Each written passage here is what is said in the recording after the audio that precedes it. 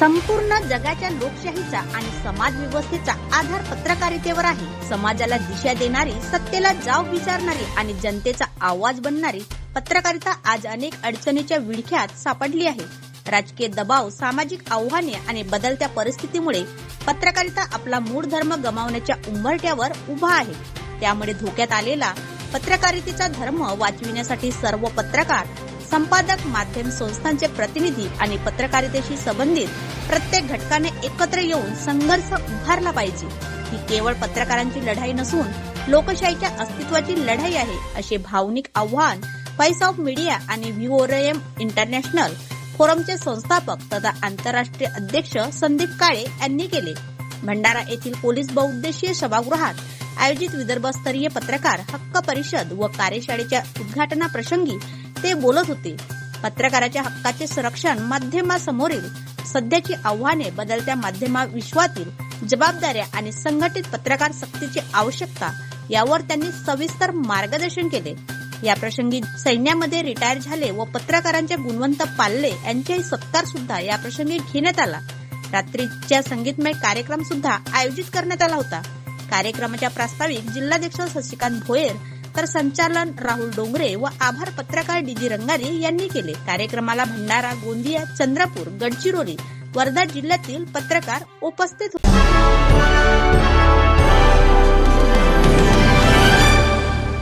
आंदोलन करतो, त्या गड्ड्यामध्ये बसतो आणि रस्ते बनवतो. डबल इंजन सरकार आहे. नगरपालिका यांची आहे, ट्रिपल इंजन, सगळं काही यांचं. आमदार यांचे, सगळं काही यांच्या हातात आहे. ठेकेदार यांचे, बनवतात ते.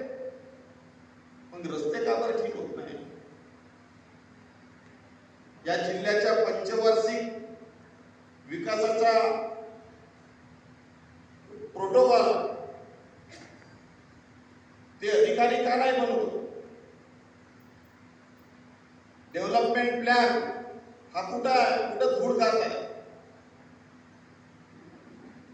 पहिल्यांदा खासदार म्हणलं तरी कलेक्टर साहेबांसोबत बैठक घेतली, त्याच्यामध्ये सांगितलं का 5 वर्षामध्ये आहे या गोष्टी इथं असं डेव्हलपमेंट भंडाऱ्यात होणार, पण काही दिसतच नाही. आज कितीतरी लोक या रस्ता खराब झाले त्याच्यामुळे ऍक्सिडेंट होत आहेत, पडत आहेत. आमचे गडकरी साहेब मंत्री त्यांनी सांगितलं का सिमेंटच्या रस्त्याचा स्वप्न त्यांनी बघितलं आणि त्यांनी म्हटलं की सिमेंटचे रस्ते झाले तर येणाऱ्या पिढ्या म्हणजे 40 वर्षापर्यंत त्या रोडला काही होणार नाही. आज पूर्ण भंडारा जिल्ह्याचे नॅशनल हायवे असो की गावचे रोड असो, एका 2-2 वर्षामध्ये ते किलोमीटरला क्रॅक झाले. तो एवढा रोड स्मूथ होता, आता बबलिंग झाले आणि जिथं स्पेसिफिक ब्रिजेस आहेत त्या ठिकाणी तुम्ही पहा कशी गाडी उडते. तर बिमाऱ्या देण्याचं काम का बरं आम्हाला होतोय? मी हे प्रश्न आपल्याला माहीतच आहे, पण पुन्हा आठवण करून देतो या कार्यक्रमाच्या निमित्तानं की आपण ताकदीनं लढू या गोष्टीसाठी.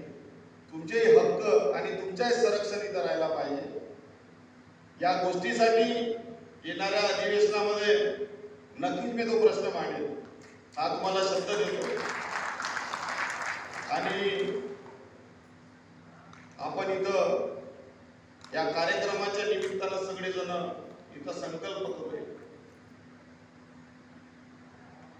की आपल्या गावासाठी, आपल्या घरासाठी, आपल्या तालुक्यासाठी, आपल्या राज्यासाठी, आपल्याला देशासाठी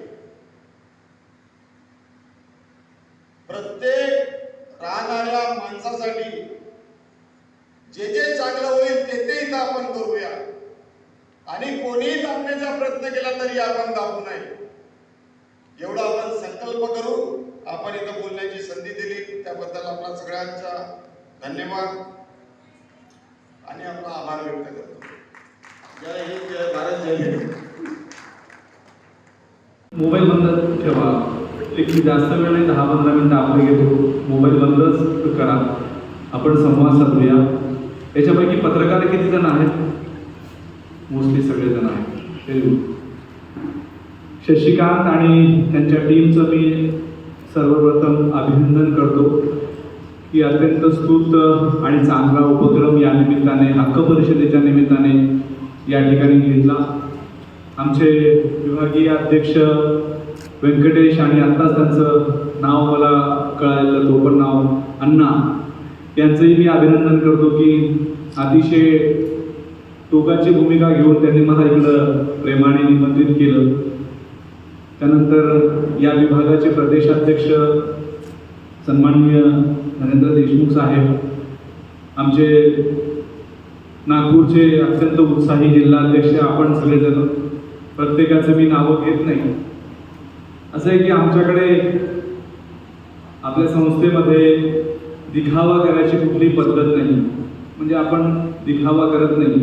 म्हणजे कशाला सगळं हे दाखवायचं, काय कशासाठी हे सगळं उभं करायचं असा प्रश्न निर्माण होतो. आणि आपण पत्रकार आहोत, आपला साधेपणा ही आपली ओळख असली पाहिजे आणि त्या ओळखीच्या माध्यमातून आपण पुढे गेलो पाहिजे.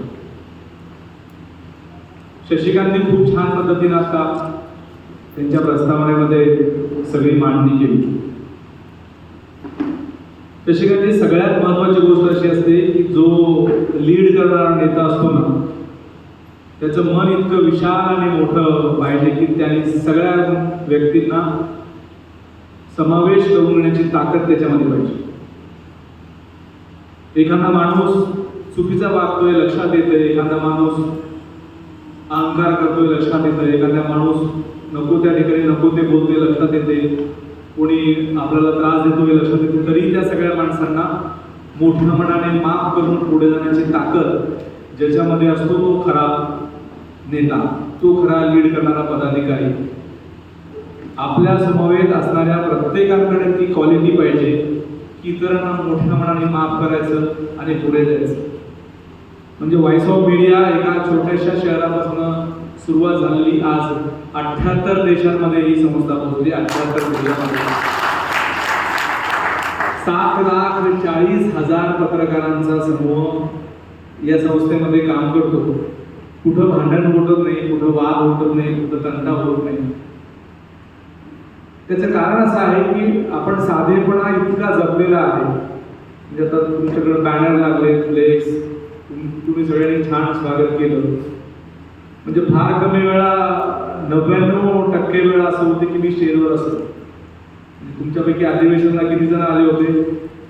तुम्ही बहुतांशी सगळेजण आले. तुम्हाला सगळ्यांना माहिती आहे की मी स्टेजवर कधी बसत नाही, माझं नाव कुठे येत नाही. जर मी स्टेजवर बसलो होतो तर माझ्या समवेत असणारे माझे सगळे सरदार, माझी सगळी पदाधिकारी हे खाली का बसले? त्यांनी पण वर बसायचं. असं आहे की तुम्ही ज्या दिवशी दिखावा करायला लागाल त्या दिवशी समजायचं की आपला ऱ्हास होतो. आपला साधेपणा हा आपला इतका जबरदस्त अलंकार असला पाहिजे की त्या साधेपणाला प्रत्येकाने नतमस्तक त्या साधेपणामुळे झालं पाहिजे. आपण आज 78 देशांमध्ये त्याच कारणामुळे गेलो की आपण कृतीशील कार्यक्रम थेटपणे राबवतो. शशिकांतजी अध्यक्ष झाले. शशिकांतजीनं आपली टीम उभं केली आणि थेट कार्यक्रमाला सुरुवात केली. त्यांनी आता काय सभागृह बांधायचं किंवा तत्सम या गोष्टी सांगितल्या, पण आपली एक पंचसूत्री आहे. त्या पंचसूत्रीला घेऊन आपण सातत्याने काम करत असतो आणि तीच पंचसूत्री आपले खऱ्या अर्थाने अलंकार आहे. पत्रकारांचं घर, पत्रकारांचं आरोग्य, पत्रकारांच्या मुलांचं शिक्षण, पत्रकारांची स्किलिंग आणि पत्रकारांच्या सेवानिवृत्तीनंतर काय, हे आपले 5 पंचसूत्री आहेत भारतामध्ये.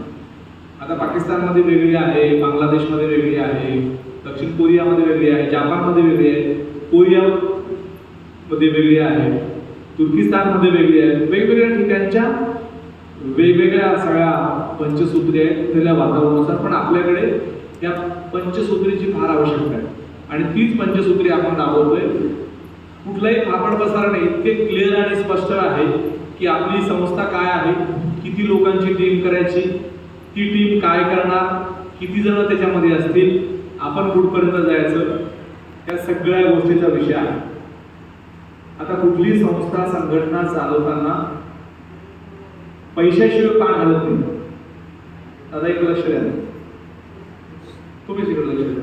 तुम्ही बोलताय असं म्हणजे बालकांना कुठली संस्था चालवताना पैसे लागतो हे 100% खरं आहे. पण आता आम्ही इतके प्रयोग केले, म्हणजे तुम्ही पंढरपूरचं अधिवेशन बघितलं असेल, 6,000 लोकांचं. आपण इस्कॉनवाल्याला सांगितलं तुम्ही जेवण द्या बाबा, आम्हाला हॉल द्या. ज्या दिवशी तुमच्याकडे 1 रुपया संस्थेच्या नावाने आला आणि तो तुमच्याकडे ठेवला, त्या दिवशी समजा की आपल्या संस्थेचा रास, आपल्या संस्थेचा सत्यानाश तिथून सुरू झालेला आहे. एका नया पैशाचा व्यवहार बाहेरून घ्यायचा आणि तो करायचा ठेवायचा असं काही नाही. आमच्या आता माझी संस्था 78 देशांमध्ये आहे. मला या देशाचं निमंत्रण देते, त्या देशाचं मी सगळीकडे जातो. माझ्याकडे तिकीट काढायला सुद्धा पैसे नाहीये. आजच्या कार्यक्रमाचं तिकीट मला शिष्याने पाठवलं म्हणून मी येऊ शकतो. अत्यंत सिरियस आणि वास्तव बोलतो.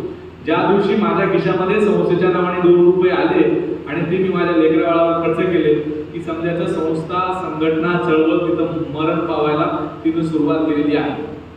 त्याच्या पलीकडे जाऊन तुम्हाला सांगतो, मी 200% नास्तिक माणूस आहे, पण माझा निसर्गावर प्रचंड विश्वास आहे.